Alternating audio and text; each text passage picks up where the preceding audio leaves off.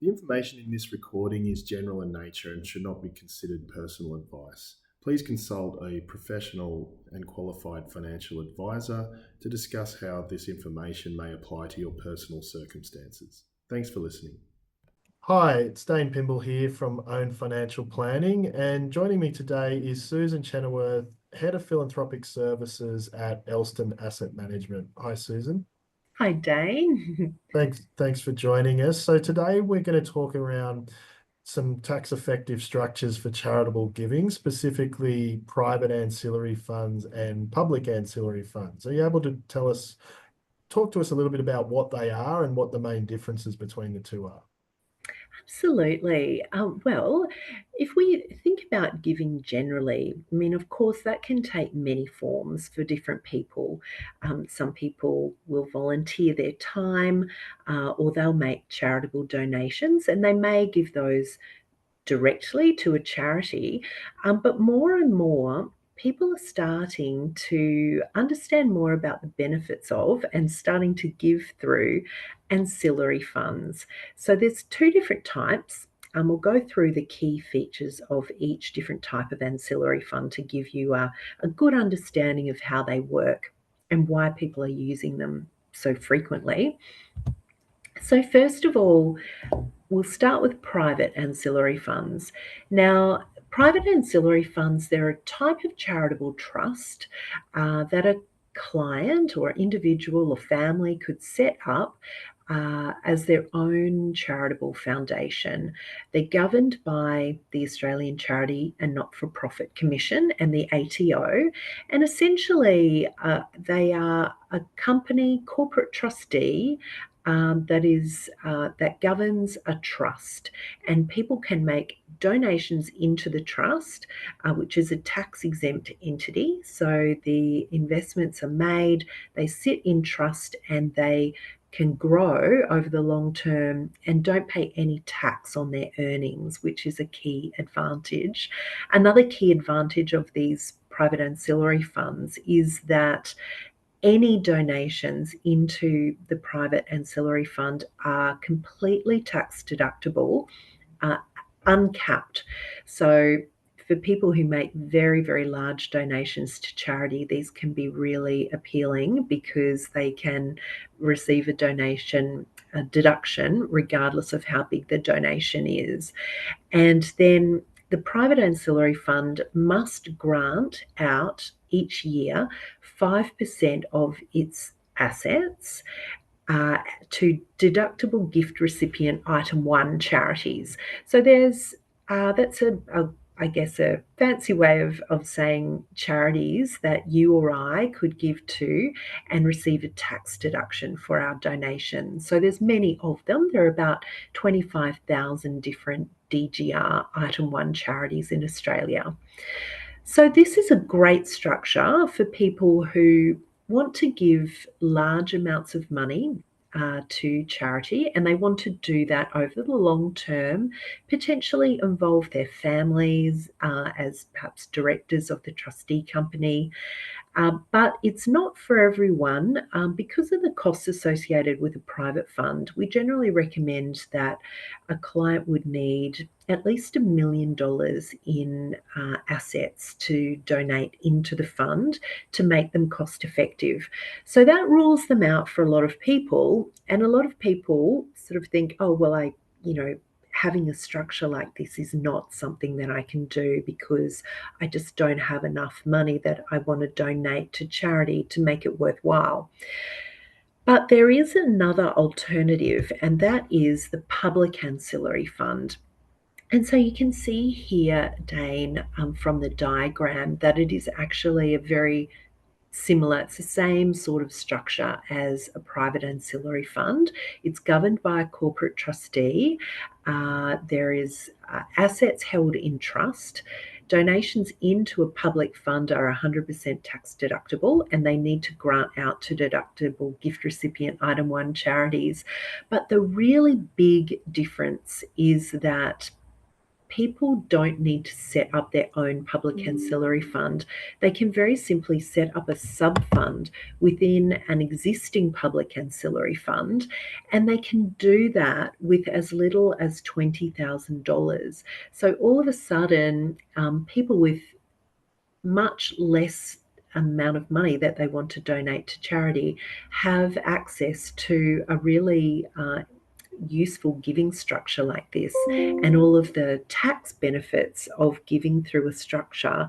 So it's sort of democratizing philanthropy in a way. It's making it much more accessible to a lot more people. Fantastic. And are you able to go in a little bit more detail about some of those benefits that are available in a public ancillary fund? Yeah, sure. So let's have a look at that.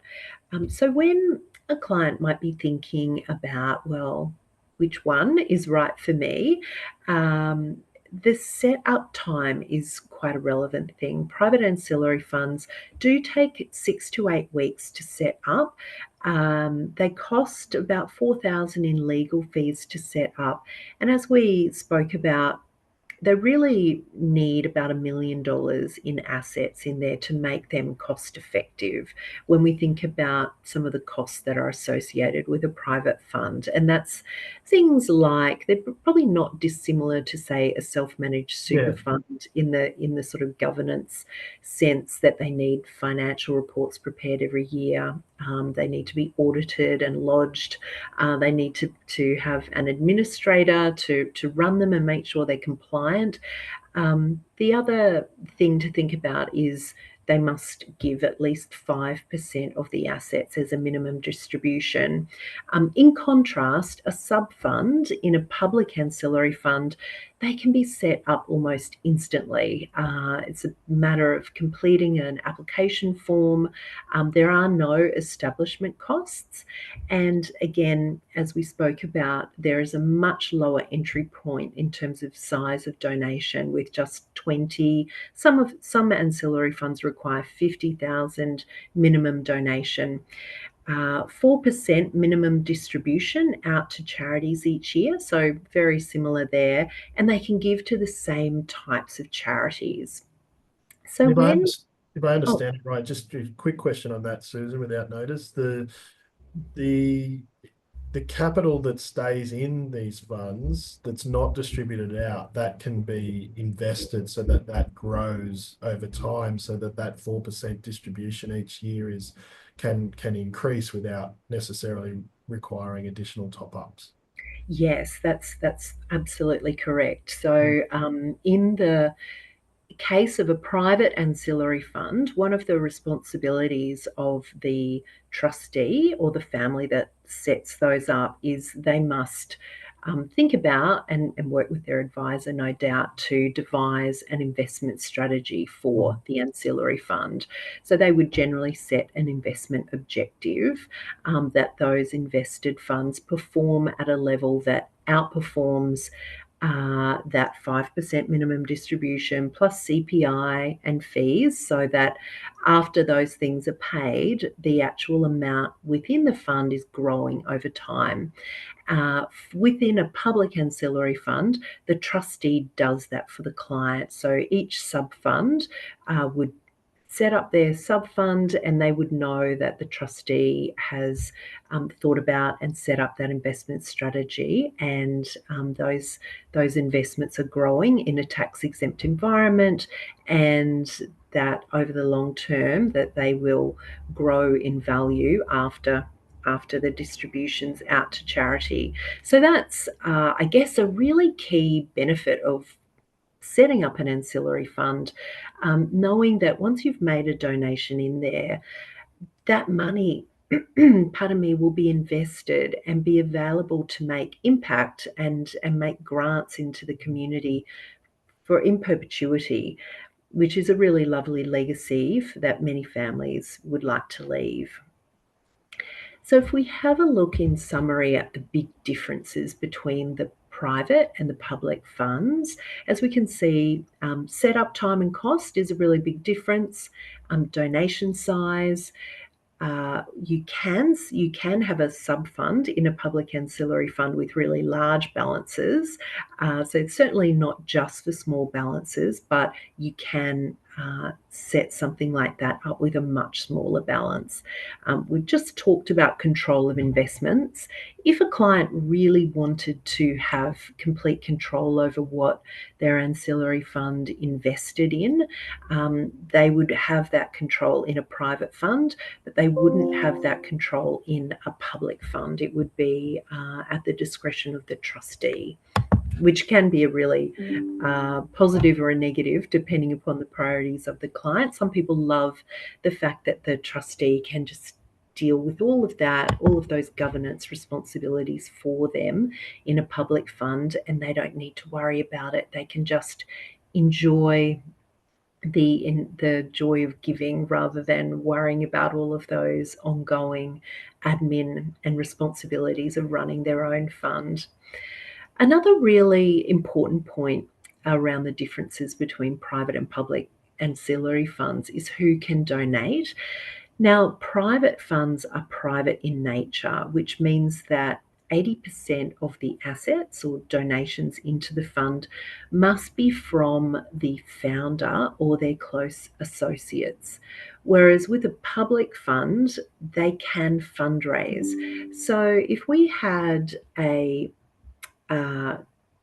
family who might want to raise money with their friends and family and their community for a particular cause, they could do that by setting up a sub fund and then inviting their friends and family to donate into that fund with them without limit.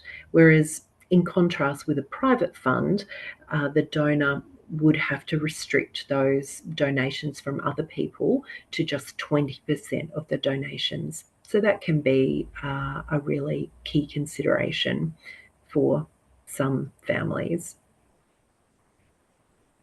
So if you were thinking about, which structure is right for me, I would generally ask you, well, how much do you intend to give? Obviously, that can be a really material consideration. So is time frame for giving. Most people set up an ancillary fund structure, whether it be private or public, for the long term. That money's invested, as we talked about, so that it can grow in perpetuity. And so these structures are really perfect for people who do want to give over a long period of time. If you don't really want a lot of involvement with the running of the fund and you just want to enjoy the giving, then a public fund would be probably a lot more straightforward for you. And another thing to always think about is, what do you want to give to? What kind of cause or charity do you wish to support? Only deductible gift recipient item 1 charities can be supported through a ancillary fund. So if you wanted to support a small local charity that maybe doesn't have that charitable status, you would be better off looking at a different type of structure or even just giving directly to that charity, because you wouldn't be able to support a charity like that through an ancillary fund. And then for some people, tax deductions are really not a consideration. They might be giving when they're in retirement phase. They might have very low tax payable, and so that's really not such a big issue for them. Ancillary funds may not be as beneficial for someone in that sort of circumstance.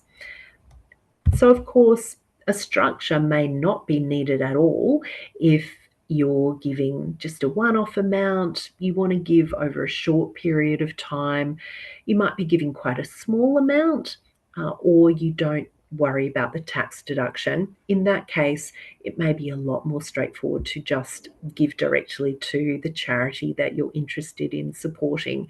But if you don't have any of those restrictions, then ancillary funds can be really, really useful and rewarding thing to get involved in for many people. Brilliant. Thanks very much, Susan. So I recognise at Elston you have the giving fund. Are you able to sort of share the background kind of behind what inspired launching the Elston Giving Fund and how it helps support philanthropy in Australia. Absolutely. So I guess public ancillary funds have been around for a very long time, as have private ancillary funds, over 20 years now in Australia. But they're not always the easiest things to set up and get started. So Elston decided to set up the Elston Giving Foundation about 4 years ago now. And our intent behind setting this up was to really make giving as simple and enjoyable as possible for as many people as possible. And we've done that in a number of ways.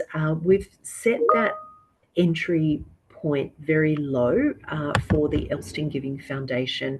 So you just need to donate $20,000 to be able to set up a sub fund.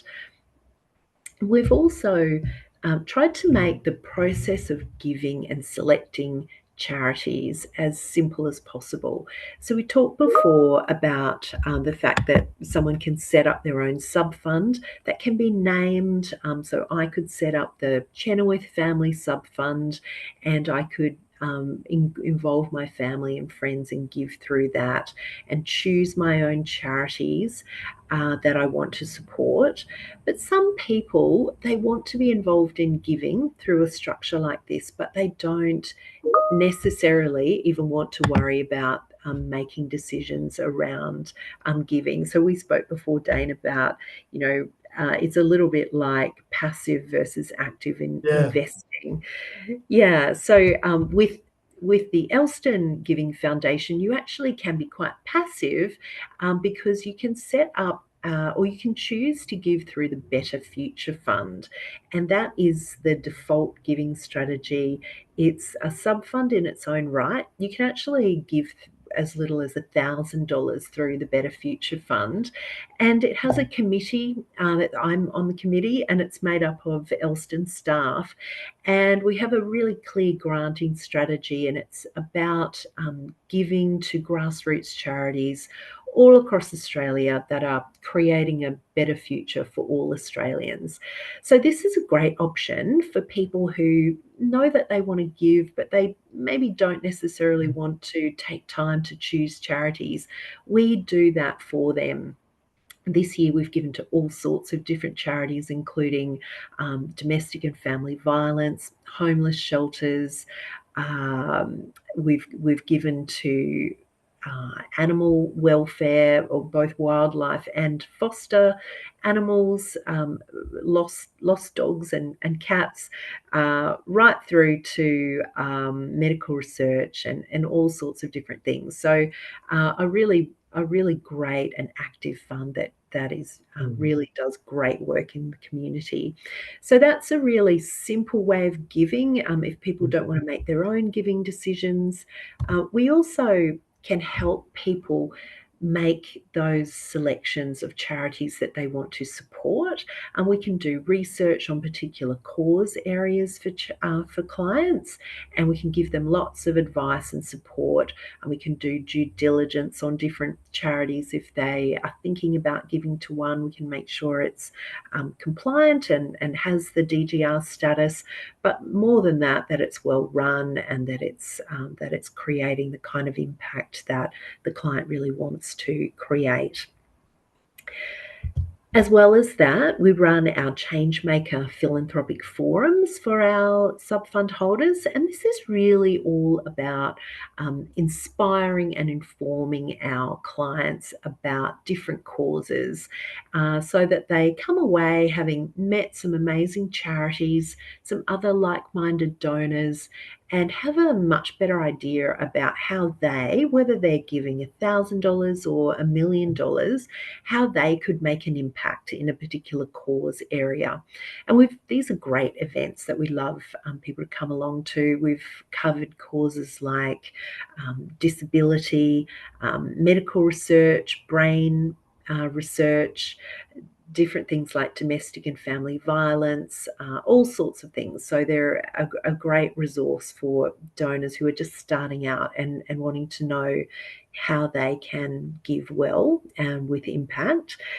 And then a lot of those resources are all, and much, much more, are all kept in our resources library on our website. So there's lots of information to really help people get started in giving, regardless of how much or how little that they are giving, and we can help them make the most of that gift.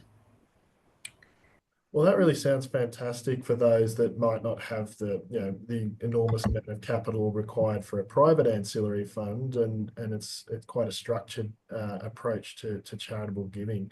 So, what would it cost for someone looking to donate via the Elston Giving Foundation? Yes, it's very cost effective. I've got a slide here that actually just sort of shows how it all works, and actually how the Elston Giving Foundation fees compared to other public ancillary funds in Australia. So essentially, it's really important to note it is a percentage-based fee. It's a very low percentage-based fee, 90 basis points or 0.9% for any amount of money that is put into the fund. So that covers investment, administration, compliance, all of that research and support for donors. All of that's included in that 1% based fee, and by my calculations, that actually works out to be actually very cost effective for even for people who have up to $5 million in the fund. So that's how that one works. Well, that's brilliant. Thanks for sharing that, Susan, and thank you very much for your time in helping educate our listeners on the different options that are out there for those that want to take a structured approach to charitable giving. And if that's someone like yourself who wants to sort of build that into a holistic advice strategy that complements your other lifestyle goals, you can contact us at www.ownfinancialplanning.com.au. Thanks for listening.